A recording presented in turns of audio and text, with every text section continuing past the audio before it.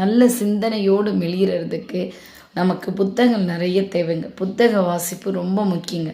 அதில் நான் சொல்கிற இந்த 2 புத்தகத்தை நீங்கள் வாசித்து பாருங்கள். உண்மையிலேயே இப்படி இருக்கிற நம்மளுடைய வாழ்க்கை சூழல் அந்த புத்தகத்தை வாசித்ததுக்கு அப்புறம் மேல் நோக்கி செல்லுங்க. நிச்சயமாக அந்த 2 புத்தகம் உங்கள் வாழ்க்கையை மாற்றக்கூடியதுங்க. அந்த 2 புத்தகம் நம்மளுடைய தமிழ் அறிஞர்கள் எழுதியது தான்.